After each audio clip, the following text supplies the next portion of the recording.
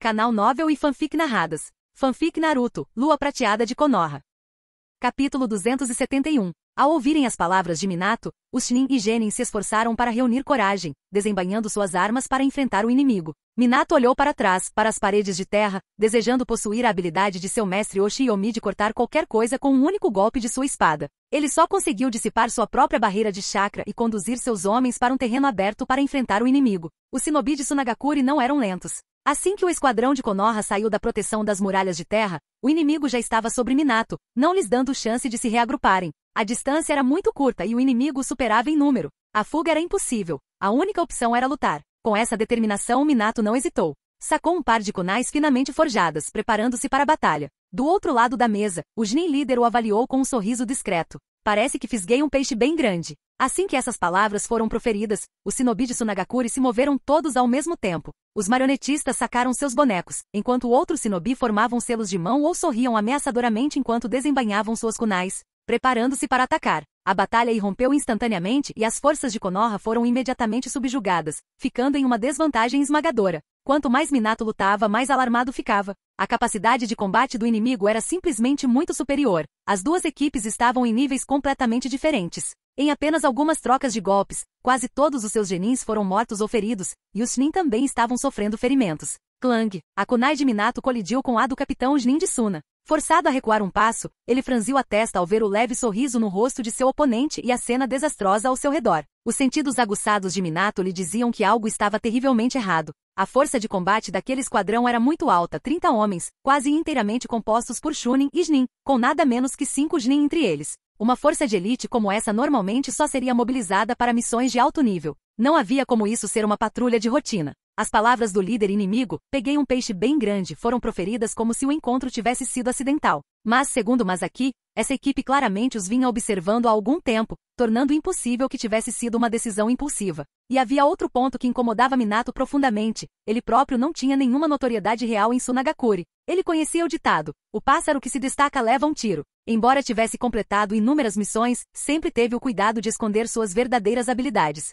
Além disso, nunca deixou sobreviventes entre os shinobi de Suna que enfrentou. Se ninguém tivesse sobrevivido para espalhar a notícia de sua força, por que o inimigo o teria chamado imediatamente de peixe grande? Seria um vazamento de informações? Mesmo que fosse, não fazia sentido armar uma armadilha dessas para uma criança como ele. A menos que uma possibilidade arrepiante tivesse ocorrido à mente de Minato. Não. Mesmo que eu morra, não posso deixar o sensei Oshiyomi se envolver. O rosto de Minato empalideceu ao pressentir vagamente a verdade. Sem hesitar, ergueu a kunai que tinha na mão e apontou-a para o próprio coração. Ao ver a expressão de choque no rosto do capitão de Tsunagakure, Minato finalmente sorriu. Ele estivera certo o tempo todo. O verdadeiro alvo deles era Oshiyomi Sensei, que estava atrás dele. Que pena para você então. Eu nunca permitirei que você machuque o professor Oshiyomi. Enquanto eu estiver morto, você nem pensará em encostar um dedo nele. Com esse pensamento, Minato não hesitou mais e cravou a kunai decisivamente em direção ao seu coração. Mas no instante seguinte sua mão pareceu estar completamente fora de controle. Não importava quanta força ele usasse, a kunai não se movia um centímetro sequer. Ora, você é um garotinho esperto", disse uma voz feminina idosa ao longe. "Ter adivinhado minhas intenções tão rapidamente. Isso faz de você um perigo muito grande para ser deixado vivo. Não se preocupe, assim que eu lidar com seu sensei, enviarei você para se juntar a ele." Assustado, Minato ergueu o olhar bruscamente. Sua mão estava presa por um fino fio de chakra, cuja outra extremidade levava a mão esquerda de uma mulher de meia-idade que emergia das sombras. Naquele instante, Minato soube exatamente quem ela era. A mais velha de Tsunagakure Tio. Droga, fui enganado. Campo de comando principal de Konoha. Oshiyomi estava no meio de uma discussão com Orochimaru sobre a próxima etapa do plano de batalha quando uma voz apressada o interrompeu. "Oshiyomi-sama, algo terrível aconteceu. O capitão Minato encontrou poderosos shinobi de Suna na floresta perto da linha de frente. Por favor, envie reforços imediatamente." Ao ouvir isso, Oshiyomi levantou-se de um salto. Ajudou Chunin que estava ajoelhado no chão e rapidamente perguntou sobre a situação específica. Ao ouvir que Minato estava cercado por uma equipe que o superava em mais de uma vez e meia o número de jogadores, sua expressão também mudou. Ele imediatamente se voltou para Orochimaru. "Deixarei a próxima etapa da operação a seu cargo por enquanto. Assim que eu trouxer Minato de volta, retomaremos o planejamento." Orochimaru franziu a testa, um lampejo de inquietação em seus olhos dourados. "Não poderia ser uma armadilha? Talvez você devesse levar reforços com você." Oshiyomi hesitou por um instante, depois assentiu com a cabeça. "Certo. Reúnam cerca de 30 shinobi e sigam-me. Vou verificar a situação primeiro e ver se consigo salvar alguns deles." Dito isso, Oshiyomi saiu apressadamente da tenda. Ele chamou Lobo e ordenou que o levasse rapidamente ao local. Ao longo do caminho, Oshiomi considerou a possibilidade de uma emboscada, mas no fim das contas não se preocupou muito. O motivo era simples, ele tinha confiança suficiente para enfrentar qualquer situação inesperada. Mesmo deixando de lado outros fatores, confiando apenas no deslocamento de 4 estágios de sua habilidade Dança do Cisne Assustado, ele tinha certeza de que poderia derrotar Minato com segurança. Lobo era extremamente rápido, e o local onde Minato encontrou o inimigo não ficava muito longe do acampamento de Konoha. Portanto, Oshiomi levou apenas cerca de 1 hora para chegar lá. No instante em que Oshiomi apareceu, ele pressentiu que algo estava errado. Sua percepção aguçada detectou claramente que o número de assinaturas de chakra inimigas não correspondia ao relatório. Havia pelo menos 50 assinaturas de chakra ali. Mas Oshiomi não tinha tempo para pensar nisso, ele já havia localizado o chakra de Minato. Enquanto Minato estivesse vivo, Oshiomi jamais abandonaria seu discípulo. Além disso, ele confiava em si mesmo. Mesmo que muitos inimigos estivessem à espreita, ele tinha certeza de que escaparia ileso. Desmontando de lobo, Oshiomi gritou ousadamente. Chega de se esconder, apareçam todos. Assim que suas palavras ecoaram, Chiyo emergiu de trás das árvores, arrastando Minato pelo braço. Ela casualmente removeu a mordaça de sua boca, e a voz urgente de Minato irrompeu. Sensei, esqueça-me, apenas corra. Há mais inimigos à espreita além daqueles que você consegue sentir. Você é o comandante das forças de Konoha. Você não pode MMPF. Antes que Minato pudesse terminar, Chiyo enfiou a mordaça de volta. Olhando para a expressão cada vez mais sombria de Oshiomi, ela não pôde deixar de se vangloriar. Então, Lua Prateada de Konoha, como você pretende resolver esse meu pequeno dilema?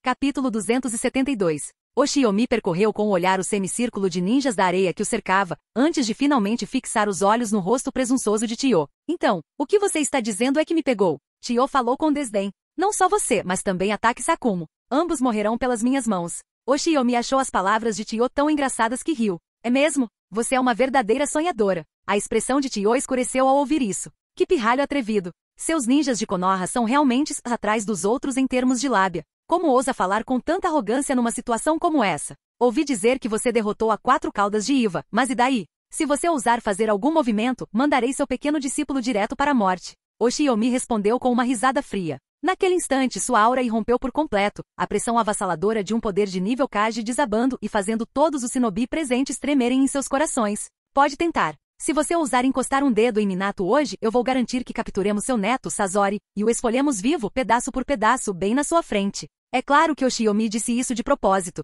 Seu verdadeiro objetivo era quebrar as defesas psicológicas de Chiyo e forçá-la a revelar uma fraqueza. E ele tinha toda a razão. Tendo perdido recentemente o filho e a nora, o coração de Chiyo já estava fragilizado. Nessa fase da vida, seu amado neto Sasori era tudo para ela. Então, quando de repente ouviu alguém ameaçar despedaçá-lo diante de seus olhos, seus nervos já instáveis entraram em colapso. Seus olhos ficaram vermelhos, seu corpo tremendo violentamente como uma folha ao vento. Você, seu maldito desgraçado. Chiyo ergueu a kunai que tinha na mão, pronta para cravar em Minato. Mas naquele instante, um lampejo de luz gélida brilhou nos olhos de Oshiomi. Aquela era sua única chance. A dança do cisne assustado. Com a mão esquerda na cintura, Oshiomi desembainhou sua Mikazuki Muneshika. Sua forma rasgou o espaço e apareceu instantaneamente diante de Chiyo como um fantasma. Antes que sua kunai pudesse cair, a lâmina de Oshiomi já havia passado raspando pelo braço direito de Chiyo. Mikazuki Muneshika cortou o braço de Chiyo com um golpe limpo, decepando-o com facilidade, e ao mesmo tempo libertando Minato, que estava firmemente preso em sua mão. Sem hesitar um instante, Oshiomi imediatamente desencadeou o segundo estágio da dança do cisne assustado,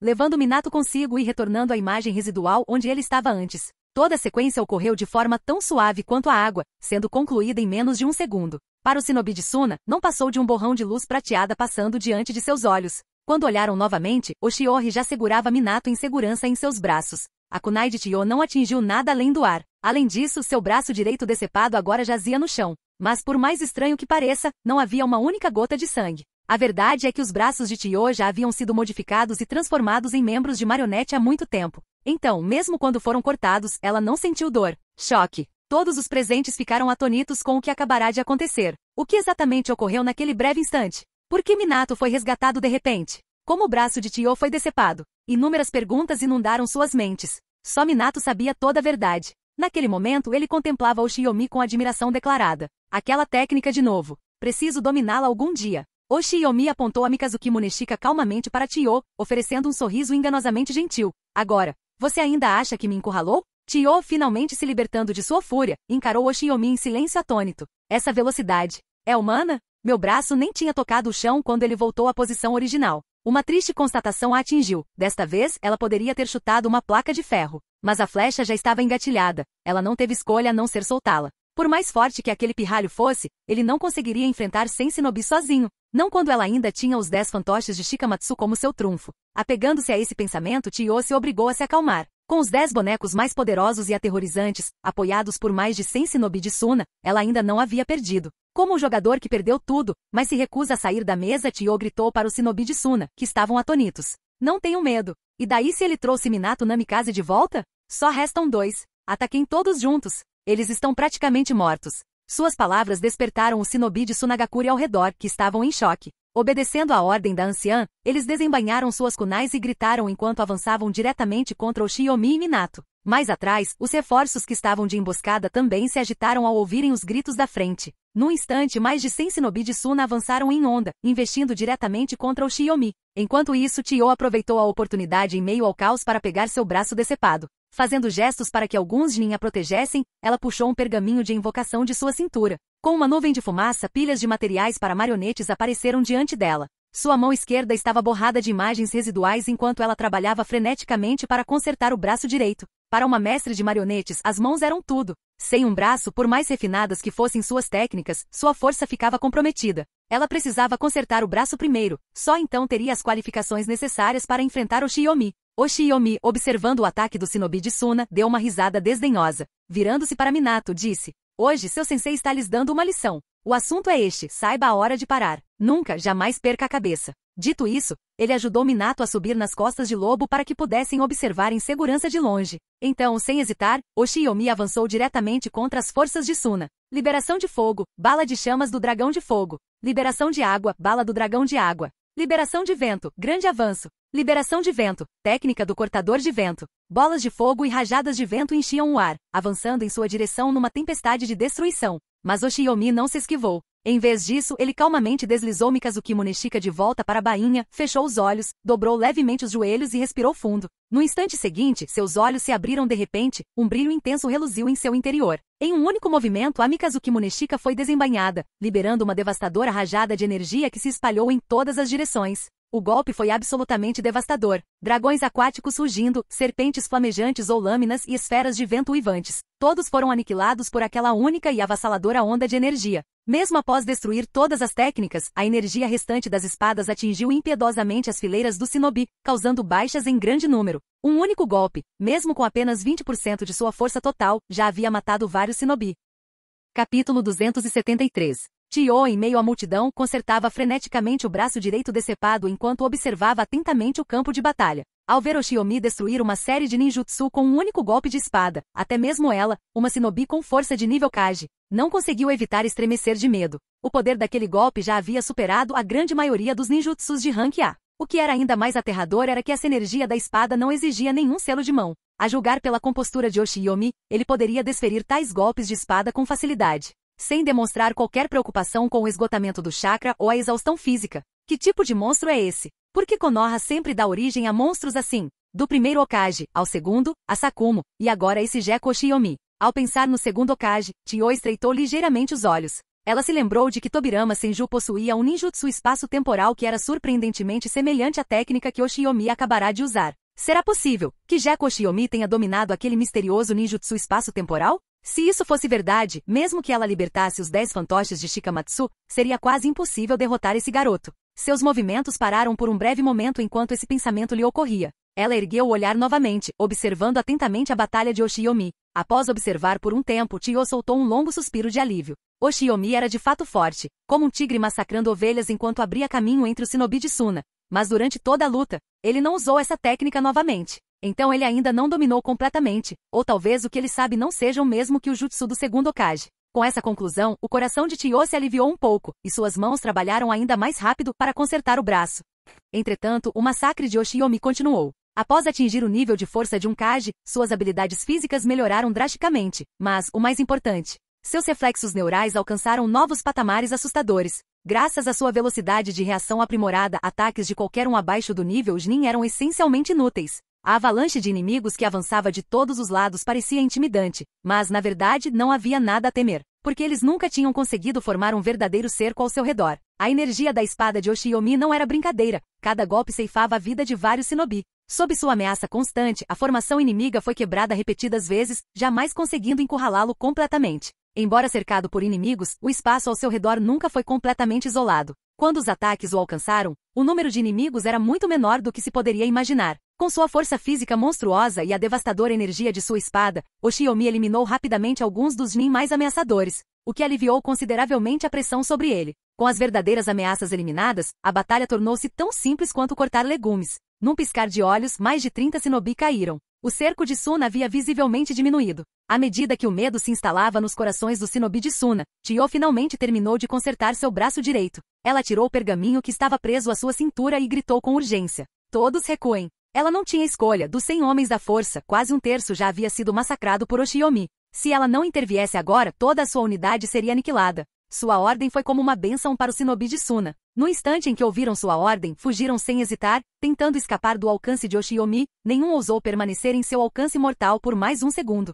Enquanto os shinobi de Suna se dispersavam, uma forte nuvem de fumaça surgiu diante de Chiyo. Quando a fumaça se dissipou, 10 marionetes, cada uma com aparências distintas e características únicas, estavam em formação, cercando-a em um gesto protetor. No instante em que as 10 marionetes Shikamatsu foram libertadas, 10 fios de chakra dispararam dos dedos de Chiyo. Cada fio se dividiu em vários filamentos no ar, prendendo-se às articulações das 10 marionetes. E então, como se tivessem ganhado vida, os bonecos começaram a render e a tilintar, seus corpos de madeira se movendo com movimentos estranhos. Ao ouvirem aquele som familiar, os rostos do shinobi de Suna se iluminaram de alegria. Um shinobi idoso de Suna olhou para os bonecos com uma expressão nostálgica e murmurou. Esta é a suprema arte secreta de manipulação de marionetes transmitida pelo próprio Monzaemon-sama, a técnica secreta branca, as 10 marionetes Shikamatsu. Naquela época, Monzaemon-sama usou essas mesmas marionetes para aniquilar completamente um clã inteiro de Kekkei Genkai. Agora que Lady Chiyo as libertou, Gekko Oshiomi está praticamente morto. Com as 10 marionetes invocadas, a confiança de Chiyo retornou.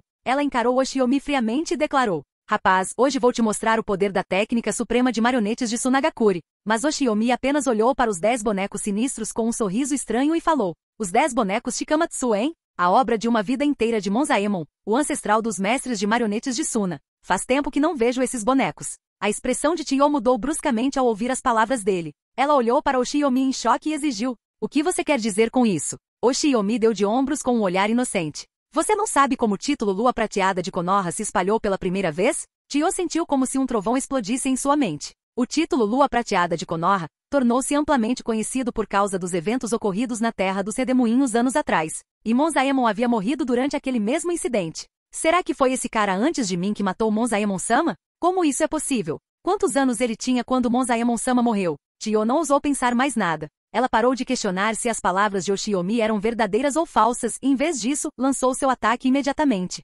Seus dedos se moveram em uníssono, e num piscar de olhos, 3 marionetes dispararam para frente. Sovosh, Sovosh, Sovosh. Os bonecos se moviam com extrema velocidade. Os 2 mais rápidos, um boneco de rosto azul e um boneco de cabelo branco, alcançaram Oshiomi quase instantaneamente. Com um movimento bizarro do corpo, a cabeça da marionete de rosto azul lançou 5 correntes com lâminas, enquanto do peito da marionete de cabelo branco, inúmeras agulhas Senbon Verde Jade jorraram como uma tempestade. O ataque com agulhas e correntes envenenadas foi avassalador. Observando de longe, o couro cabeludo de Minato ficou dormente. Aqueles Senbon esverdeados estavam obviamente cobertos com veneno mortal, um único arranhão seria fatal, e um golpe direto deixaria alguém empalado como um ouriço. Mas Oshiomi, ao presenciar esse ataque familiar, não demonstrou o menor sinal de pânico. Ao longo dos anos, sua força aumentou consideravelmente. Coisas que não o ameaçavam naquela época não tinham a menor chance de feri-lo agora. Ele arrastou a lâmina de Mikazuki Muneshika pelo chão e, num piscar de olhos, uma imponente parede de vento surgiu diante dele. Dentro da muralha, correntes de ar caóticas e turbulentas desviavam os Senbon envenenados,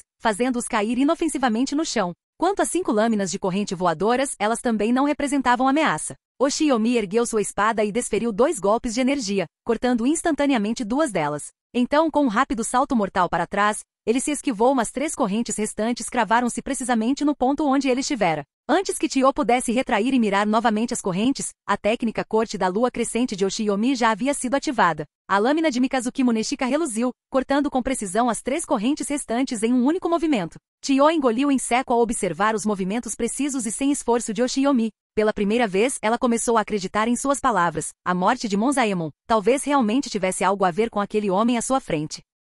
Capítulo 274. Oshiomi ergueu sua espada, apontando-a para Chiyo, um leve sorriso surgindo no canto de seus lábios. Se isso é tudo que você tem, então receio que você vai acabar exatamente como Monzaemon. O rosto de Chiyo empalideceu ao ouvir as palavras dele, e logo em seguida se contorceu em fúria. Como uma das anciãs de Sunagakure, ser humilhada repetidamente por Oshiyomi era intolerável. Ela não se importava mais em preservar a reputação póstuma de Monzaemon. Pirralho arrogante. Quando Monzaemon-sama lutou com você, ele já tinha quase 80 anos. Sua força era apenas uma fração do que for um dia, e você se aproveitou dessa fraqueza. Hoje mostrarei a você todo o poder dos 10 fantoches Shikamatsu em seu auge. Enquanto falava, os 10 dedos de Chiyo se moviam num borrão tão rápido que deixavam rastros no ar. Os fios de chakra azul claro tremiam de forma inquietante, como espíritos inquietos. Apesar da velocidade vertiginosa e da quantidade de fios, nenhum deles se emaranhou, e prova do domínio absoluto de Chiyo sobre a manipulação de marionetes. E de fato, ela não estava mentindo. No auge de sua forma física, sua força era maior do que a de Monzaemon aos 80 anos.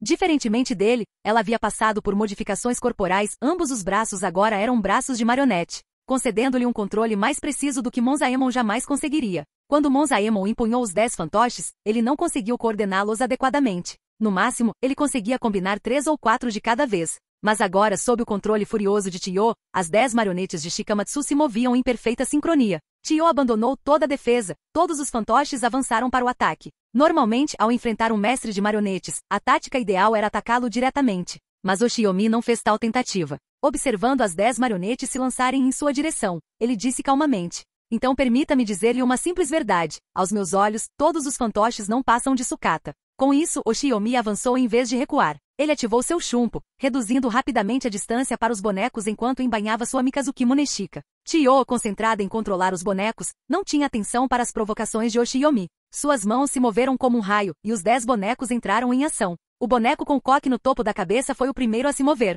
Ainda no ar, disparou ambos os braços com um estalo. Os braços do boneco se estenderam continuamente, seus mecanismos de espinho se ativando, formando rapidamente uma gaiola esférica que tentava aprisionar Oshiyomi. Ao mesmo tempo, sua boca se abriu amplamente, cuspindo 3 pequenas bombas. Embora suas lâminas já tivessem sido cortadas, o boneco de correntes de rosto azul ainda lançou suas correntes, serpenteando-as pelas frestas da gaiola para perfurar Oshiyomi como uma peneira. Mas Oshiyomi permaneceu completamente inabalável. Ele respirou fundo e, no movimento fluido, desembainhou Mikazuki Muneshika. A lâmina acendeu instantaneamente, envolta em chamas fantasmagóricas de chakra azul. Saque flamejante. Um arco circular de luz azulada, como a de uma espada, rasgou o campo de batalha. Em seu rastro, a gaiola, as correntes e até mesmo as bombas que acabavam de ser lançadas. Tudo se despedaçou. Em uma única troca, 2 bonecos já foram destruídos. Chiyo, no entanto, não sentiu tristeza pela perda deles. Em vez disso, concentrou-se totalmente nos 8 restantes. Dessa vez, o fantoche de lâminas gêmeas atacou primeiro, brandindo 2 espadas enormes que uivavam ao cortar o ar, golpeando Oshiyomi em cheio.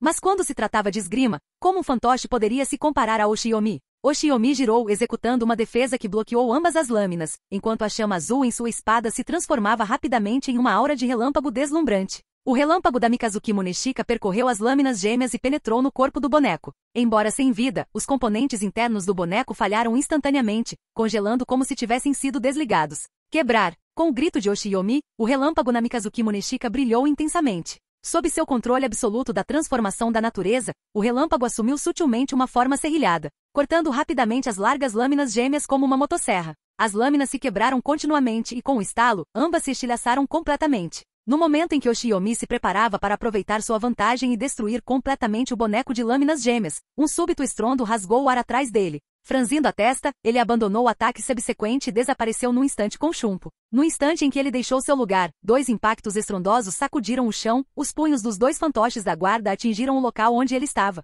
Mas a crise de Oshiyomi não havia terminado. No momento em que ele se esquivou dos punhos dos guardas, a combinação do fantoche de cabelo repartido ao meio e do fantoche de rosto vermelho avançou. O boneco de meia parte estendeu seus braços alongados, arremessando o boneco de rosto vermelho diretamente contra Oshiyomi. No meio do voo, a máscara do boneco vermelho se abriu, revelando uma lâmina de chakra oculta que girou como um leque, rodopiando rapidamente em sua direção. Em poucos segundos, 7 marionetes desferiram ataque após ataque sem pausa, não dando espaço para respirar. Um único passo em falso significaria morte instantânea pelos implacáveis golpes em cadeia. Essa coordenação tão densa e precisa era prova suficiente. A força de Chiyo era inegavelmente do nível de um Kage. Mas nem isso conseguiu ameaçar Oshiyomi. Antes que o fantoche de rosto vermelho pudesse alcançá-lo, Oshiyomi recuou e desferiu um golpe de energia de espada. O movimento lembrava o golpe de retirada de Mifune, mas era superior, potencializado pela energia da espada, seu alcance e envergadura se estendiam muito mais. A onda de energia da espada colidiu com o fantoche de rosto vermelho, interrompendo seu avanço por um momento crucial. Oshiyomi aproveitou a brecha, erguendo Mikazuki Muneshika no ar. As chamas de chakra azul fantasmagóricas ao longo da lâmina pulsavam como respiração e brilhando e escurecendo em ritmo antes que ele atacasse com ferocidade. Com seu golpe, uma chama de chakra em forma de crânio rugiu, arremessando-se contra o boneco. Era uma das técnicas raramente usadas por Oshiyomi, corte fantasma devorador de almas. O crânio colidiu com as lâminas do leque de chakra do fantoche de rosto vermelho, desencadeando uma explosão massiva. As chamas fantasmagóricas irromperam violentamente, e seu calor residual permaneceu no corpo do fantoche. Após a explosão, o chakra azul pálido espalhou-se por todo o corpo do boneco de rosto vermelho. Sob a alta temperatura, o boneco lutava para funcionar, suas lâminas de leque de chakra já haviam desaparecido. Oshiyomi golpeou com sua lâmina, cortando-o em uma chuva de componentes. Com a marionete de rosto vermelho destruída, sua parceira, a marionete de cabelo repartido ao meio, ficou vulnerável. Oshiyomi avançou, lançando um arco cortante de energia de espada que a dividiu em duas partes. Mas nesse instante a voz de Tio soou por trás.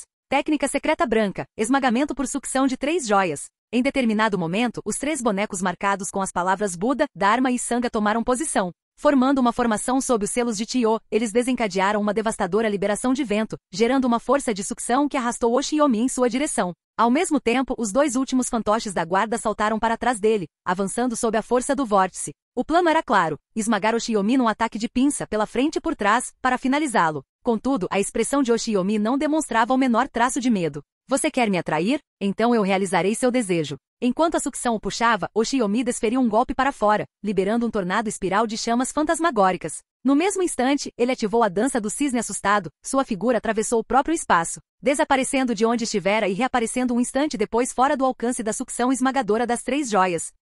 Capítulo 275. O tornado de chamas fantasmagórico continuou a se expandir sob o impulso de sucção do esmagamento por sucção das 3 joias. O que originalmente era apenas um pequeno tornado de 2 a 3 metros de altura cresceu rapidamente, transformando-se num piscar de olhos num enorme tornado de fogo com quase 10 metros de altura. Todos os presentes empalideceram ao ver um tornado tão gigantesco. O resultado daquela batalha já era evidente. O poder daquela técnica naquele momento, sem dúvida, atingira o nível aterrador de um jutsu de rank S. E o que significa um jutsu de rank S? Basicamente, significa uma força além da resistência humana. Nesse ponto, a menos que centenas de shinobi usassem simultaneamente jutsus defensivos com atributos opostos, não havia absolutamente nenhuma maneira de parar a fúria desse tornado flamejante. Mas o número de sobreviventes presentes não chegava nem a 100. Como poderiam impedir aquilo? Bum! Sem dúvida, o tornado flamejante devorou as 3 marionetes. Embora Tio tenha reagido rapidamente e impedido a sucção esmagadora das 3 joias a tempo, chegando até a recuperar 2 de suas marionetes guardiãs, já era tarde demais. Sob a fúria do tornado de chamas, os 3 bonecos usados na sucção esmagadora das 3 joias foram despedaçados em inúmeros pedaços, irreparavelmente. Os 2 bonecos de guarda foram salvos por sorte, mas de que adiantava agora? Os 10 bonecos Shikamatsu já haviam sido destruídos. Os únicos bonecos ainda utilizáveis eram o boneco de lâminas gêmeas, agora sem suas lâminas, e os 2 bonecos de guarda. Mesmo que esses 3 ainda pudessem lutar, não representariam uma ameaça para Oshiyomi. No máximo, eles poderiam fazê-lo desperdiçar mais alguns golpes de espada. Tio olhou para os fios de chakra em suas mãos, agora cortados um a um, e não conseguiu evitar um arrepio de medo. Que tipo de monstro eu provoquei? Diante do imparável Oshiyomi, Tio não pôde deixar de se lembrar daqueles monstros do passado. Durante a primeira reunião dos 5 Kages, ela avistou o primeiro e o segundo Kage de Konoha à distância, atrás de Reto. Embora suas personalidades e poderes fossem muito diferentes, a aura daquele garoto à sua frente era tão imparável quanto a deles. Tio já havia perdido completamente sem a menor chance de reverter a situação. Como marionetista e ninja médica, seu ninjutsu médico era inútil em combate. Sua técnica mais poderosa, as 10 marionetes de Shikamatsu, foi quase completamente aniquilada. Com o que mais ela poderia lutar contra Oshiyomi? Se tivesse tempo suficiente, ela poderia fazer reparos emergenciais nos bonecos Shikamatsu. Mas como Oshiyomi poderia lhe dar esse tempo? Olhando para Tio, que permanecia atônita à distância, Oshiyomi falou calmamente. Eu já te disse, qualquer fantoche diante de mim não passa de sucata. Ao ouvir aquelas palavras novamente, o rosto envelhecido de Tio ficou vermelho. Uma vida inteira de pesquisa e dedicação tinha acabado de ser pisoteada. Ela estava tão tomada pela raiva que quase tossiu sangue. E, no entanto, ela não conseguia nem refutar as palavras de Oshiyomi, porque era verdade. Até mesmo suas marionetes mais poderosas da técnica secreta branca haviam sido reduzidas a um monte de pedaços quebrados. Nem mesmo Tio conseguia imaginar que tipo de marionete neste mundo poderia ameaçar Oshiyomi. Nesse momento Tio sentiu um certo alívio. Não havia mais motivo para se arrepender de seu impulso imprudente anterior. O que importava agora era minimizar as perdas ao máximo. Rangendo os dentes, ela moveu seus 10 dedos e dos pedaços quebrados espalhados pelo chão, algumas partes quase inutilizáveis voaram e se remontaram, formando uma grande marionete improvisada. Chiyo controlou o boneco e o lançou em direção a Oshiomi. Ao mesmo tempo, ela gritou rapidamente. Recuem todos.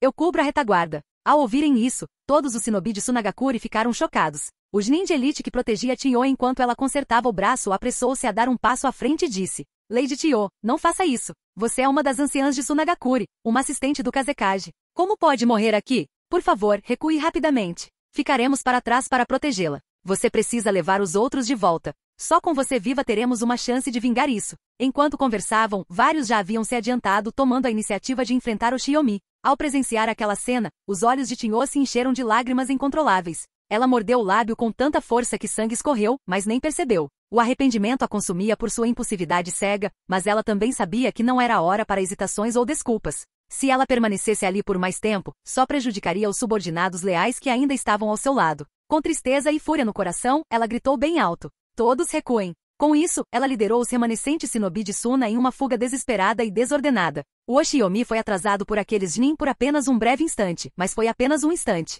O fato de ainda estarem dispostos a se sacrificar para cobrir a retirada de Chiyo, mesmo diante da morte certa, fez com que Oshiomi sentisse respeito. Mas isso não significava que ele mostraria misericórdia e os deixaria ir. Ele ainda se lembrava de como haviam tramado para capturar Minato a fim de ameaçá-lo. Se não fosse por sua força descomunal, ele e Minato já teriam encontrado o Shinigami. Ele não era nenhum santo, não conseguia perdoar ofensas e, graciosamente, enviar seus inimigos de volta vivos. Assim, após apenas alguns golpes de sua espada, todos aqueles Chunin desabaram em poças de sangue. A força deles já não era suficiente nem para detê-lo. Após eliminá-los, Oshiomi imediatamente partiu em perseguição. Sozinho, ele perseguiu Chiyo e os 50 ou 60 remanescentes de Suna pelo campo de batalha onde Konoha e Sunagakure se enfrentavam, dando início a uma batalha campal. A velocidade do Shunpo, passo instantâneo, de Oshiomi superava em muito a do shinobi de Suna, sendo até mesmo mais rápida que a da própria Chiyo. Assim que os alcançou, outro massacre começou. A essa altura, todos os Chunin de elite daquela força de 100 homens de Suna haviam sido massacrados por Oshiomi. Os que restaram não passavam de Chunin e Genin fracos, peixes pequenos insignificantes.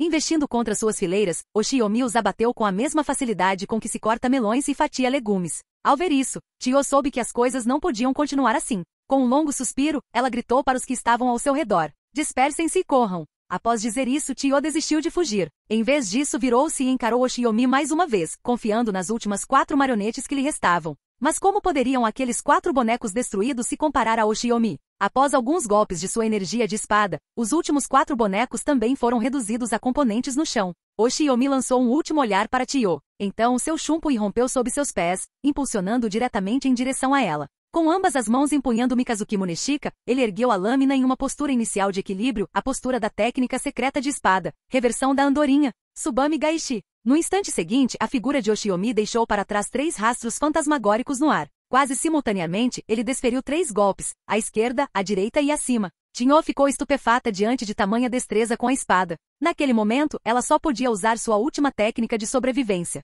Arte de marionetes, bloco de escudo de luz mecânica. Seus antebraços se abriram em um movimento estranho. Conforme os braços de sua marionete se desdobravam, uma imensa onda de chakra irrompeu descontroladamente, condensando-se diretamente à sua frente em um escudo de chakra puro. Essa era sua última carta na manga para sobreviver. Se nem mesmo esse escudo conseguisse bloquear a reversão da andorinha de Oshiomi, então hoje certamente seria o fim de sua vida. Capítulo 276. Clang. Os 3 golpes de reversão da andorinha colidiram violentamente contra o escudo de chakra formado por arte de marionete, bloqueio de escudo de luz mecânica, produzindo 3 sons de tirar o fôlego. Os shinobi de Suna em fuga, mesmo se dispersando em pânico, não puderam deixar de virar a cabeça para olhar. Seus olhos estavam cheios de choque. O ruído e a força gerados pelo choque dos dois deixaram seus tímpanos doloridos como se tivessem sido perfurados por aço. Sob o olhar atento do shinobi de Suna, o escudo de luz mecânico que protegia Chiyo começou a apresentar rachaduras, pouco a pouco. Primeiro, 2 rachaduras se espalharam pelas laterais, em seguida, uma apareceu diretamente acima do ponto onde o Mikazuki Muneshika havia pousado. As 3 rachaduras avançaram lentamente uma em direção à outra até que finalmente, convergiram em um único ponto. Nesse instante, o escudo de chakra atingiu seu limite absoluto, e se estilhaçou em uma explosão. No instante em que o escudo de luz mecânica se estilhaçou, o Mikazuki Muneshika de Oshiomi desceu impiedosamente. Chiyo, ao ver isso, empalideceu de medo. Felizmente, apesar do terror, ela não perdeu a cabeça. No instante em que o escudo se estilhaçou, ela usou seu braço de marionete para bloquear por um breve momento, enquanto simultaneamente liberava toda a velocidade que seu corpo permitia, recuando um único passo. Essa ação instintiva salvou a vida dela. O comprimento da Mikazuki Muneshika teria sido suficiente para abrir sua cabeça, mas aquele único passo para trás permitiu que ela evitasse a maior parte do golpe. Mesmo assim, a ponta abriu um corte profundo desde seu ombro esquerdo até a cintura direita. Parecia terrível, mas na verdade cortou apenas o músculo, sem atingir o osso. Ao ver isso, Oshiomi não pôde deixar de estalar a língua. Que sorte! Mas mesmo que ela tenha desviado de um golpe, será que conseguirá desviar de um segundo? Com esse pensamento ele avançou novamente, erguendo Mikazuki Muneshika para desferir outro golpe. Nesse momento, ambas as mãos de Chiyo estavam inutilizadas, e seu corpo estava marcado por aquele ferimento grave. Escapar era quase impossível. Olhando para a lâmina que se aproximava, nem mesmo ela conseguia pensar em uma saída. Parece que hoje é o dia em que encontro meu fim. Resignada ao seu destino, Chiyo fechou os olhos em desespero. Mas naquele exato momento, o olhar de Oshiomi se intensificou. Seu chumpo se manifestou, fazendo-o recuar um passo. A lâmina que estava apontada para Chiyo mudou de direção instantaneamente, atingindo o chão onde ele estava parado. Com o estrondo, o chão onde Oshiomi estava subitamente se agitava. Uma figura irrompeu da terra, girando no ar para escapar por pouco da energia da espada que se aproximava. A figura pousou e olhou para a expressão sombria de Oshiomi, esboçando um leve sorriso. Como era de se esperar da lua prateada de Konoha. Pensar que você seria capaz de detectar um ataque surpresa desses. Oshiomi bufou friamente para o homem com a cabeça desproporcionalmente grande. Não é à toa que dizem que o ancião Ebis de Sunagakure está sempre tramando algo. Pensar que ele usaria até a própria irmã mais velha como isca. Quase caí nessa agora mesmo. O recém-chegado era ninguém menos que Ebis, o irmão mais novo de Chiyo e um ancião sênior de Sunagakure. Ebis ficou genuinamente surpreso que Oshiomi tivesse escapado de seu ataque furtivo. Como capitão da Anbu de Suna, responsável por inteligência e assassinatos, ele não era nenhum novato. Oshiomi estava certo. Ele estava ali de tokai há algum tempo, justamente para enganar Oshiomi completamente e desferir um golpe fatal no momento crítico.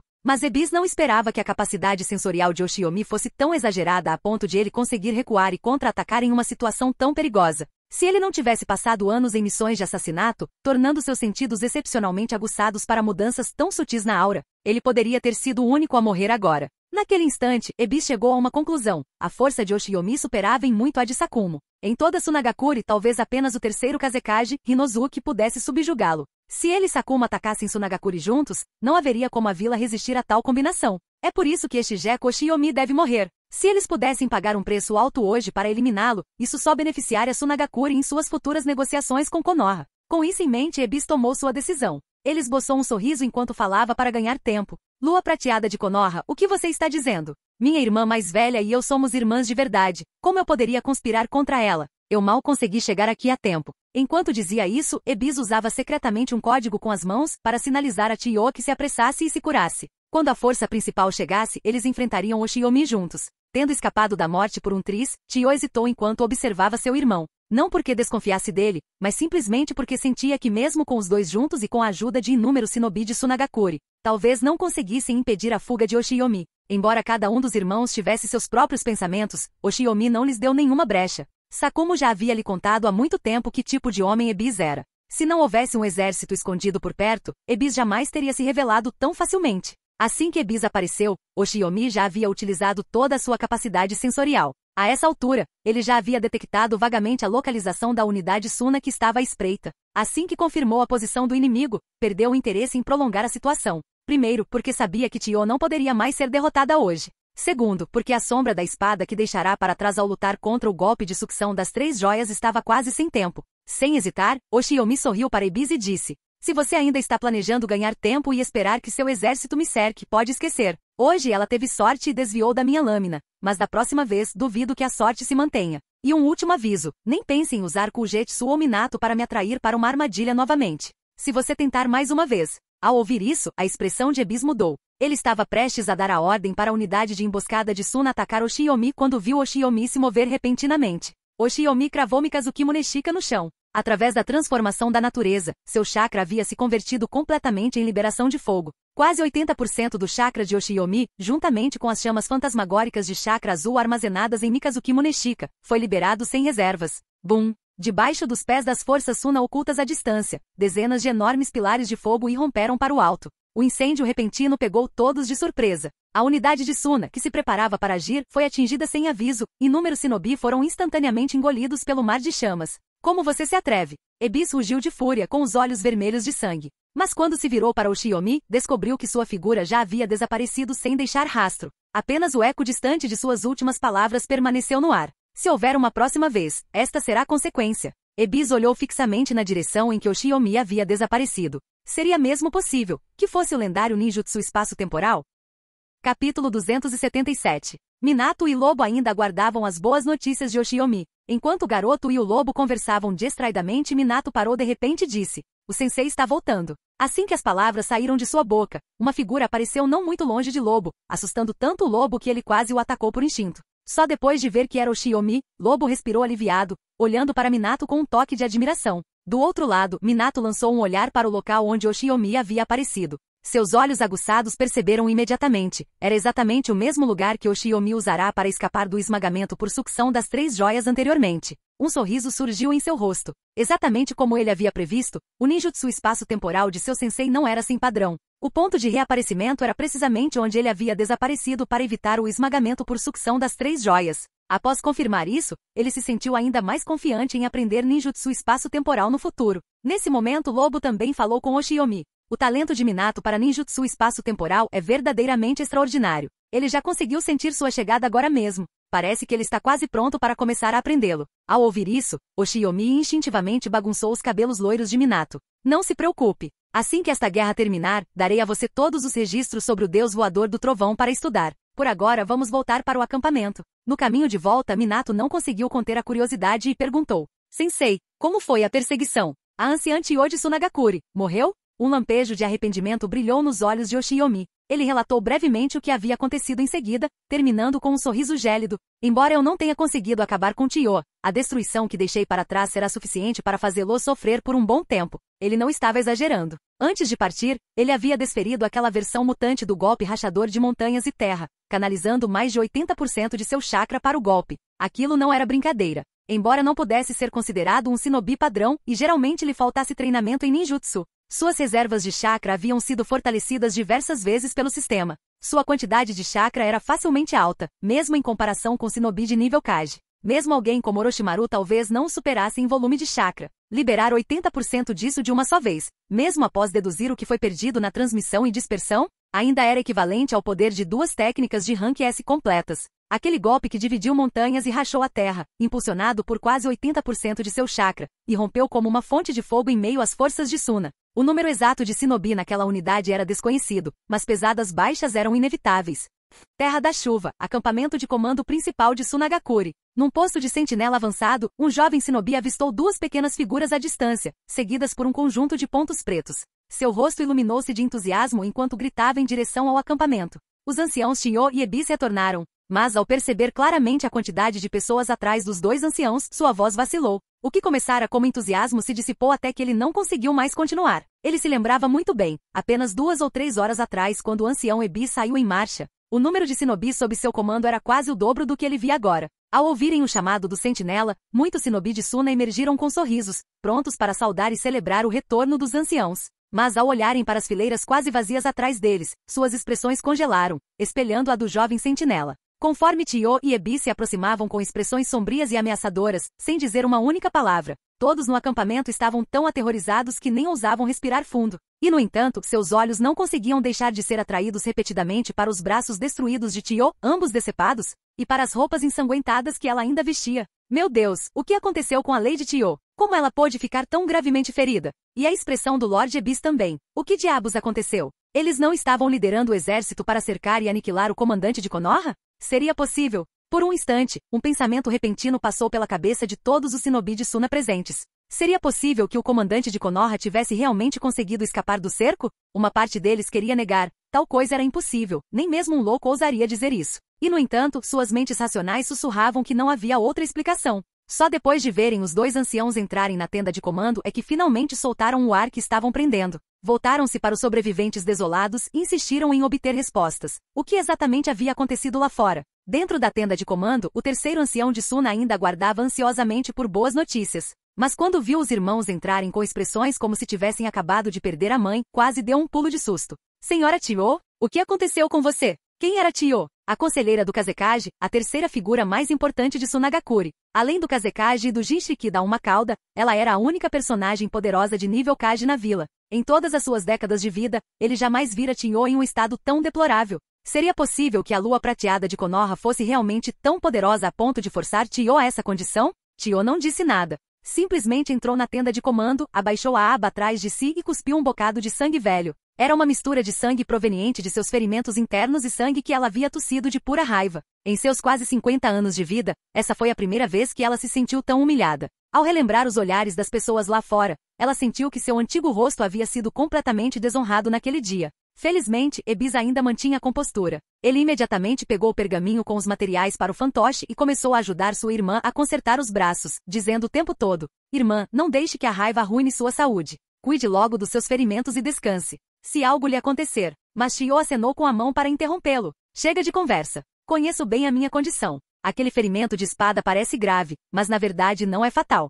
Aliás, devo ser grato àquele garoto. Se não fosse por este incidente, eu poderia ter continuado deixando o ódio me cegar, tomando decisões que prejudicaram Tsunagakure. Hoje, aquele jovem me despertou." O terceiro ancião, ao ouvir que Chiyo não estava mortalmente ferida, soltou um suspiro de alívio, embora não pudesse deixar de perguntar, curioso: "Então, o que exatamente aconteceu durante essa missão?" Assim que Ebis confirmou que sua irmã estava bem, ele se virou e fez um breve relato dos acontecimentos. Por fim, suspirou pesadamente e disse: "Inicialmente pensei que com 3 camadas de estratégia entrelaçadas, Gekko Oshiomi certamente morreria hoje. Mas de todos os cálculos que fiz, falhei em prever o seguinte: ele dominou até mesmo a mais misteriosa e esquiva de todas as técnicas, o ninjutsu espaço-temporal." O terceiro ancião não se deteve em saber se Oshiomi realmente havia dominado o ninjutsu espaço-temporal. Seu foco estava na destruição que Oshiomi havia causado no final. Sua voz tremia enquanto perguntava: "Você quer dizer que, antes de partir, Gekko Oshiomi lançou um jutsu em larga escala que matou mais da metade dos 600 homens que você trouxe consigo?" Ebis assentiu com a cabeça, sua expressão repleta de tristeza enquanto soltava um suspiro profundo, parecendo ter envelhecido repentinamente mais de 10 anos. O terceiro ancião quase desmaiou ao receber a confirmação. Nos últimos 6 meses, Tsunagakure não havia perdido nem 500 shinobi no total. Mas só hoje, dos 700 homens enviados, menos de 400 retornaram. Em um único dia, mais de 300 shinobi de Suna morreram. A dor da perda era insuportável. Capítulo 278. Chiyo virou a cabeça para olhar para o ancião de Tsunagakure, cujo rosto estava contorcido de dor, e disse calmamente: "O que está feito, está feito. Qual o sentido de falar sobre isso agora? Daqui para frente devemos pensar cuidadosamente em como impedir o próximo ataque de Konoha." Ao ouvir isso, o ancião ficou paralisado e disse incrédulo: "Já chegamos a esse ponto?" Ebis, no entanto, estava lúcido. Ele esmagou sem rodeios o último resquício de ilusão do ancião. "Nossa emboscada falhou, perdemos muita gente, e Gekko Oshiomi não é bobo. É claro que ele vai aproveitar essa oportunidade de ouro para contra-atacar. Então, o que devemos fazer?" perguntou o ancião, ansioso. Ebis olhou para ele como se fosse um idiota. "O que mais podemos fazer? Naturalmente devemos recuar e reforçar nossas defesas. Evitar o combate por enquanto. Precisamos recuperar o fôlego antes de fazer qualquer outro movimento. Transmita a ordem: Tsunagakure abandonará todos os postos avançados desnecessários na Terra da Chuva. Consolide nossas forças, concentre-se na defesa de alguns acampamentos principais e aguarde o próximo passo." Chiyo, que havia permanecido em silêncio por um longo tempo, acrescentou: "Além disso, devemos relatar os eventos de hoje ao Kazekage-sama. Você e eu simplesmente não somos capazes de lidar com Gekko Oshiomi. E em termos de números, Tsunagakure ainda não consegue superar os vastos recursos de Konoha. Se as coisas continuarem assim, talvez consigamos prolongar a luta por muito tempo, mas é improvável que Tsunagakure obtenha qualquer benefício real. O que fazer a seguir deve ser decidido por ele." Seu tom era calmo, e seus olhos não demonstravam nenhum traço de ressentimento ou ódio. Isso deixou o ancião de Tsunagakure completamente atônito. Ele não conseguia entender por que, depois de sofrer uma derrota tão humilhante, Chiyo não parecia mais tão frenética como antes. Ebis, percebendo a mudança na irmã, sentiu-se feliz. Finalmente ela havia recuperado o juízo. Embora agora parecesse mais tímida do que antes, com sua ferocidade e determinação, ainda era muito melhor agir com cautela do que arrastar toda a aldeia para um abismo de fogo. Ele sempre temera que o ódio dela causasse perdas ainda maiores a Tsunagakure. Agora que a vira recuperar a racionalidade, finalmente se sentirá aliviado. Com isso em mente, Ebis assentiu rapidamente e disse: "A irmã mais velha tem toda a razão. A forma como as coisas devem ser organizadas dependerá da decisão de Hinozuki. Assuntos que determinam o futuro da vila devem ser deixados para o próprio Kazekage." Tsunagakure, escritório do Kazekage. Após ouvir o relatório trazido da linha de frente, o rosto de Hinozuki ficou pesado de tristeza. Nem mesmo ele esperava que Gekko Oshiomi de Konoha fosse tão poderoso. Segundo Ebis, ele e Chiyo cercaram Oshiomi com uma força de 700 homens, mas perderam mais de 300. No fim, Oshiyomi simplesmente se recompôs e partiu com facilidade, usando o ninjutsu espaço-temporal. Ao ouvir isso, até mesmo Hinozuki ficou visivelmente abalado. Por que Konoha produz shinobi tão poderosos um após o outro? Por que eles têm tanta sorte? Ele olhou para o céu lá fora, tomado por tempestades de areia furiosas, e soltou um longo suspiro. No fim das contas, não era porque Konoha tinha bases sólidas, o suficiente para nutrir tantos talentos? Em comparação com as terras férteis e vastas de Konoha, os desertos intermináveis de Sunagakure deixavam a diferença evidente. O fato de Konoha ter tantas pessoas capazes não era sem motivo. E não foi para obter mais recursos para Sunagakure que ele foi tão longe, unindo forças com Noki para iniciar essa guerra? Ao pensar na necessidade desesperada da aldeia por recursos e nos enormes fundos que ele próprio havia investido nessa guerra, Hinozuki sentiu-se completamente encurralado, como um homem montado em um tigre incapaz de desmontar. Ele não era tolo. Claro que ele percebia que com a força atual de Sunagakure derrotar Konoha era quase impossível. Mas independentemente de conseguirem resistir ou não, eles não tinham escolha a não ser perseverar. Dizer que recuar era fácil, mas na prática estava longe de ser fácil. Sem mencionar se Konoha aproveitaria a oportunidade para atacá-los assim que Sunagakure retirasse suas tropas, Hinozuki não conseguiu nem mesmo suprimir completamente as vozes de dissidência dentro de sua própria vila. Fazia apenas alguns anos que ele herdara o cargo de seu sensei, Shamon. Para erradicar a oposição daqueles que alegavam que ele era inapto para ser Kazekage, ele havia semeado considerável tumulto em Sunagakure. Mesmo agora, muitos na vila ainda tinham queixas sobre ele. Inúmeras pessoas esperavam que ele cometesse um deslize, esperando para ver o chamado Kazekage mais forte da história se tornar o Kazekage com o reinado mais curto da história. Ao pensar nisso, um brilho implacável surgiu nos olhos de Hinozuki. Em vez de esperar que aqueles bastardos fofocassem depois do ocorrido, seria melhor usar suas vidas, e as vidas de suas famílias, para obter alguma vantagem para Sunagakure. Com o sacrifício deles, talvez Sunagakure até conseguisse influência nas negociações com Konoha. Com esse pensamento, Hinozuki não hesitou mais. Sua expressão endureceu enquanto falava com seu subordinado. Transmita minhas ordens. Ordene que as tropas da linha de frente contenham sua ofensiva o máximo possível. Além disso, envie reforços adicionais para a frente de batalha. Tem uma lista aqui, vocês realocarão o pessoal de acordo com ela. Enquanto falava, Hinozuki pegou seu pincel e rapidamente escreveu uma longa lista de nomes. Seu subordinado de confiança aceitou o pergaminho, mas ao dar uma olhada, reconheceu vários nomes muito familiares. Um arrepio agudo percorreu sua espinha, mas ele não ousou dizer uma palavra. Inclinou-se e retirou-se para cumprir a ordem. Olhando pela janela com um sorriso frio e sarcástico, Hinozuki pensou ter encontrado a solução perfeita. Contudo, o que ele não percebeu foi que tudo o que havia feito era acelerar a derrota de Sunagakure.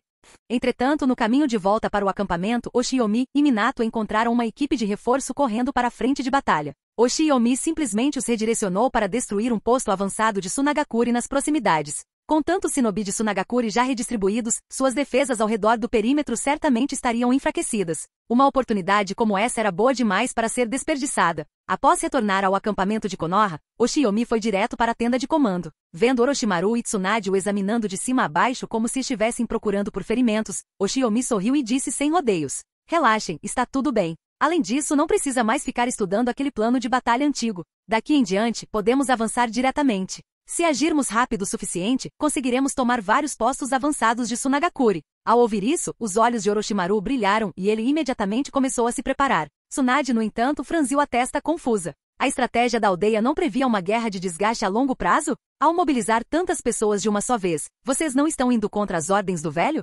Oshiyomi deu uma risadinha e provocou: "Não estou apenas tentando terminar as coisas mais cedo para poder voltar para a aldeia com você?" Enquanto ele falava, um sorriso malicioso, um sorriso que qualquer homem entenderia, se espalhou pelo seu rosto. Tsunade corou com sua expressão maliciosa e instintivamente deu-lhe um soco no ombro, irritada. "Estou falando sério", protestou ela. Oshiyomi riu de coração, puxou-a para perto com um braço e explicou enquanto a abraçava: "Não planejamos pagar um preço exorbitante para aniquilar Sunagakure diretamente. Estamos apenas aproveitando os movimentos de suas tropas para obter vantagem. Assim que os expulsarmos da Terra da Chuva, posicionaremos nossas forças ao longo da fronteira com a Terra do Vento e os bloquearemos diariamente. Isso não será muito pior para eles?" Ao ouvir isso, os olhos de Tsunade brilharam. Ela exclamou admirada: "Você tem razão. Se conseguirmos fazer isso, nem precisaríamos continuar lutando. Bastaria deixá-los morrer de fome por um ano ou mais para que se rendessem, e isso reduziria bastante nossas baixas."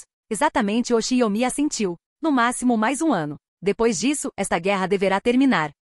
Capítulo 279. No dia seguinte ao retorno de Oshiyomi ao acampamento de Konoha, Konoha lançou uma ofensiva em grande escala. Desta vez, não se tratava mais das pequenas escaramuças e da disputa de poder com Sunagakure como antes. Quase 1000 shinobi de Konoha, sob o comando de Oshiyomi e Orochimaru, atacaram por duas direções. Seu plano original era aproveitar a brecha criada quando Ebis e Tio recuaram suas tropas para emboscar Oshiomi, deixando suas defesas despreparadas, e desferir um golpe devastador. Mas ao chegarem, descobriram que muitos postos avançados já estavam abandonados. Ebis já havia feito os preparativos há muito tempo, abandonando posições menos importantes e realocando as forças de Tsunagakure da noite para o dia para bases mais fortes. Embora o ataque tenha se mostrado menos eficaz do que o esperado, Oshiomi e Orochimaru ainda obtiveram uma vitória fácil. Em um único dia, Konoha conquistou 15 ou 16 dos postos avançados menores de Tsunagakure, reduzindo ainda mais o território de Tsunagakure no País da Chuva. No início da guerra, Tsunagakure controlava cerca de 1/3 do País da Chuva. Agora, seu controle havia sido reduzido a pouco mais de 1/4.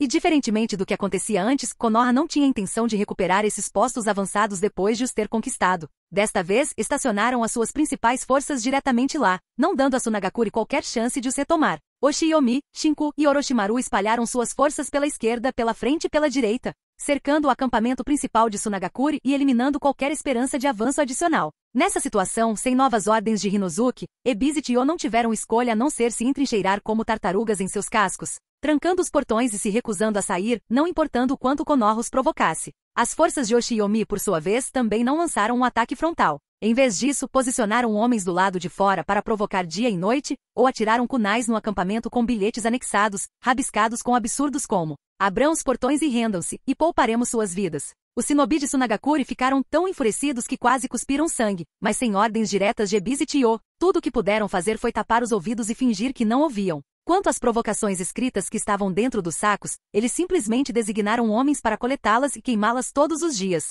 De volta ao acampamento de Konoha, Tsunade observou Oshiomi escrever mais uma vez um bilhete provocativo e entregá-lo a um subordinado para que o atirasse no acampamento inimigo. Ela bocejou e perguntou sem ânimo: "Tem certeza de que isso é realmente útil? Desde que Dans voltou para a vila, não recebemos nenhuma informação do acampamento de Tsunagakure há um bom tempo. Se me perguntar, Ebis provavelmente já eliminou a maioria dos nossos espiões. A habilidade dele em inteligência não é pior que a de Dans." Ao ouvir isso, Oshiomi apenas deu uma risadinha. "Bem, não temos nada melhor para fazer mesmo. Podemos tentar fazer contato, quem sabe, talvez tenhamos uma surpresa especial." Tarde da noite, dentro do acampamento de Tsunagakure. Para se proteger contra um possível ataque noturno do shinobi de Konoha, Ebis ordenou patrulhas extras, determinado a evitar qualquer chance de emboscada. Uma equipe de patrulha fazia suas rondas com cautela. Tendo ouvido o shinobi de Konoha gritando maldições do lado de fora todos os dias, eles temiam que o inimigo pudesse invadir o acampamento à noite. Como resultado, cada membro da patrulha estava tenso, observando atentamente qualquer coisa suspeita. De repente, avistaram uma figura solitária perto do portão principal, movendo-se com cautela e nervosismo. O líder do esquadrão de patrulha trocou um olhar com seus camaradas e, em seguida, avançou silenciosamente. Num instante, a ponta fria de uma kunai foi pressionada contra o pescoço do estranho. "Quem vai lá? Fale a verdade. Se você não puder dar uma explicação clara, minha kunai não terá piedade." Sentindo o frio gélido em sua garganta, a figura estremeceu involuntariamente. Então, uma voz feminina trêmula, lacrimosa, mas bela, soou: "Eni, não me matem. Eu sou Nai, uma Chunin do corpo médico. Eu tenho minha identificação shinobi comigo." Ao ouvir aquela voz feminina suave e agradável, o líder do esquadrão congelou sem motivo aparente. Pegou uma tocha de um de seus homens e apontou-a para a frente. À luz da fogueira viu uma garota de cabelos curtos, loiros claros e óculos de aros redondos, olhando para ele timidamente. Seus grandes olhos inocentes se encheram de lágrimas de medo, e quando ela percebeu que o líder a encarava diretamente, abaixou rapidamente a cabeça como se tivesse levado um susto. Ao ver a expressão lamentável e frágil da garota, o líder do esquadrão, que estava solteiro havia quase 23 anos, sentiu como se uma flecha o tivesse atingido em cheio no coração. Ao ver aqueles olhos inocentes e claros, quase 80% de sua cautela se dissipou. Ele nem se deu ao trabalho de verificar o número de registro shinobi de Nai. Em vez disso, apenas lançou um olhar rápido e superficial para seu cartão de identificação, antes de corar e devolvê-lo. "Vê você. O que está fazendo aqui tão tarde? Por um segundo, pensei que você pudesse ser um espião de Konoha." Nai olhou para ele com coragem e, em seguida, sacudiu o maço de papéis que tinha nos braços. "É por causa disso. Lady Tio disse que se nosso povo visse esses bilhetes, isso poderia abalar o moral deles. Então, sempre que temos tempo nos mandam juntá-los e queimá-los." Ao ouvir isso, as dúvidas do líder desapareceram completamente. Ele assentiu repetidamente, guardou sua kunai e até ofereceu-lhe cordialmente: "Não é seguro à noite. Você não deveria estar andando por aí. Eu te acompanho até sua barraca." Nai corou levemente. "Ele não precisa." Dito isso, ela se afastou apressadamente, deixando o líder olhando sonhadoramente para suas costas enquanto se afastavam, sentindo-se tão leve e suave quanto algodão. Mas o homem apaixonado não percebeu. Assim que ela se virou, a expressão tímida e perturbada no rosto de Nai desapareceu. substituída por um olhar de clareza afiada e calculista. Soltando um suspiro silencioso de alívio, Nai não hesitou mais. Ela se dirigiu diretamente para a área de descarte de lixo do acampamento de Sunagakure, um lugar fétido onde ninguém costumava ficar. Após se certificar de que não havia ninguém por perto, ela desdobrou as anotações que havia reunido. Examinando os traços cuidadosamente, reorganizou-os em uma sequência específica.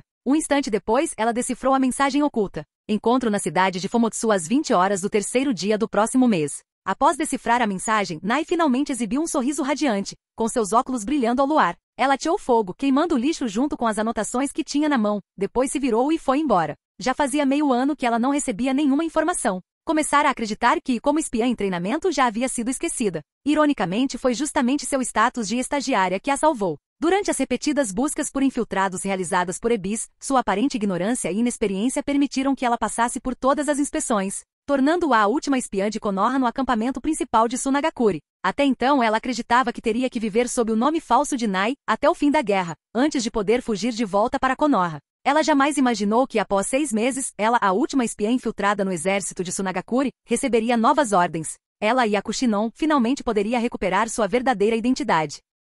Capítulo 280. Quando Non voltou para a tenda, suas companheiras de quarto já estavam dormindo. Depois de se certificar de que estavam dormindo profundamente, ela silenciosamente tirou um mapa da Terra da Chuva de sua mochila. Após procurar por um tempo, ela finalmente encontrou a localização da cidade de Fomotsu sob a luz tênue do luar que filtrava para dentro da tenda. Ao ver sua posição, os olhos de Non brilharam. Konoha tinha feito uma boa escolha, até demais, na verdade. A cidade de Fomotsu estava localizada no coração da Terra da Chuva, uma próspera cidade comercial. Mais importante ainda, ficava longe da linha de frente entre Konoha e Sunagakure. Mesmo que ela fosse para lá, ninguém de Suna suspeitaria que ela tivesse qualquer ligação com Konoha. Com essa constatação, um plano começou a se formar em sua mente. Na manhã seguinte não comportou-se como de costume. Não ficou perambulando, mas passou o tempo trabalhando no posto médico. Somente ao meio-dia dirigiu-se com seus colegas ao refeitório para almoçar. Assim que saíram da tenda, avistaram um jovem de 23 ou 24 anos rondando o acampamento médico. No instante em que viu Non, seu rosto se iluminou com um sorriso radiante.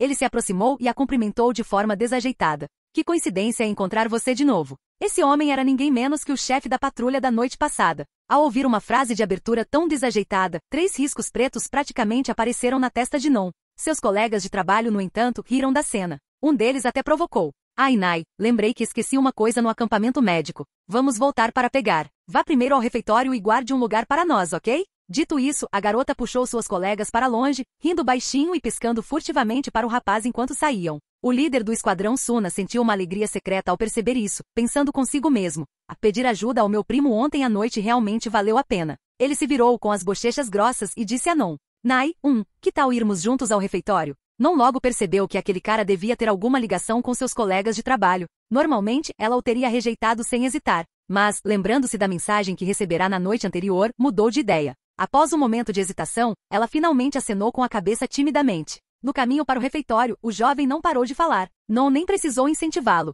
Ele despejou toda a sua história de vida em um único fôlego. Seu nome era Tar. Para surpresa de Non, aquele rapaz tinha de fato um passado. Não era de admirar que alguém tão jovem já pudesse ser líder de esquadrão. Segundo Tar, sua família era um clã bastante influente em Sunagakure. Seu tio era um dos subordinados mais próximos do terceiro ancião, além de Ebis e Tio. Ele supervisionava muitos dos assuntos do acampamento e detinha considerável autoridade, atuando essencialmente como chefe de departamento. Ao ouvir isso, os olhos de Non brilharam novamente. Era como se alguém lhe oferecesse um travesseiro justamente quando ela começava a sentir sono. Ela poderia até precisar da ajuda dele quando chegasse a hora de ir para a cidade de Fomotsu, então ela demonstrou um pouco mais de afeto por ele. Treinada como espiã, o charme natural e a acessibilidade de Non eram quase uma arma em si mesmos. Sob sua aparente simpatia, bastaram algumas palavras para que Tar caísse em uma das grandes ilusões da vida. Ela gosta de mim. A partir daí, ele não parou de falar, sem se conter. Os dois chegaram ao refeitório de Suna rindo e conversando. Mas assim que entraram, perceberam que algo estava errado. O salão estava cheio de rostos desconhecidos.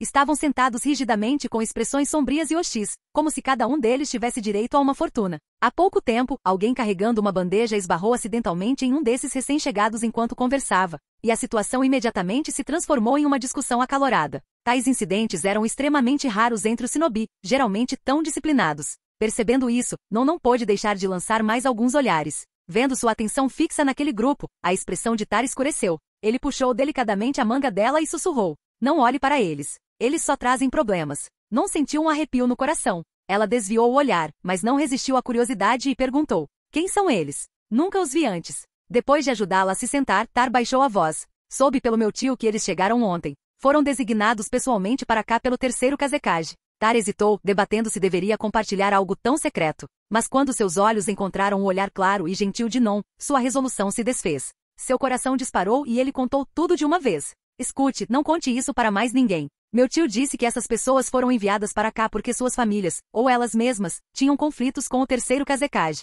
Basicamente foram mandadas para o campo de batalha para morrer.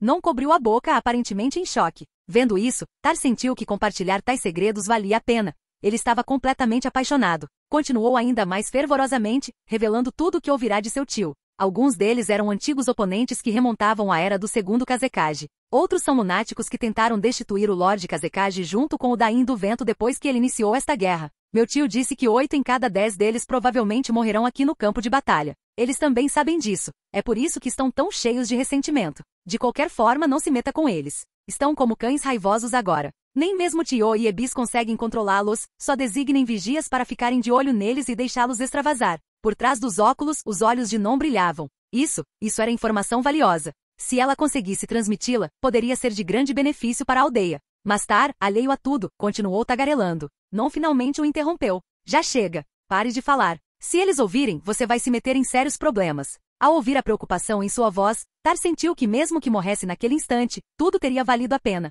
Obedientemente deixou o assunto de lado, tentando, em vez disso, encontrar novos tópicos de conversa para se aproximar dela. Mas Non, calma e serena, terminou rapidamente a comida em sua bandeja e disse educadamente: terminei. Vou voltar ao trabalho primeiro. Fique à vontade. Foi um prazer conhecê-lo, hoje. O pânico passou rapidamente pelo rosto de Tar. Ele disparou. Deixe-me acompanhá-lo de volta. Mas Non balançou a cabeça firmemente, parecendo até um pouco desagradada ao apontar para a bandeja ainda cheia dele. Tar-kun, nossos recursos em Suna já são tão escassos. Não seria certo desperdiçar comida, seria? Além disso, o acampamento não é perigoso, eu ficarei bem sozinho. Dito isso, ela se retirou silenciosamente, deixando Tar olhando para ela, atordoado. Enquanto ele distraidamente enchia a boca com comida, sua mente girava em fantasias. A senhorita Nai é tão gentil. Se eu pudesse eu. Mas que nomes devemos dar aos nossos filhos no futuro? Esse é o verdadeiro dilema. Nota da autora: se você for um simp, vai acabar com um final ruim. Prometa que não vai ser um simp. Você vai se machucar, emoticon chorando. Obrigado por assistir. Se gostou, deixa o like e inscreva-se. Quanto mais apoio, mais vídeos, e se possível apoie o canal doando no Pix do canal na descrição do vídeo. Qualquer valor ajuda, assim o canal pode trazer fanfics e novels de autores pagos e novos vídeos são postados com mais frequência. Muito obrigado a todos, curtam o canal.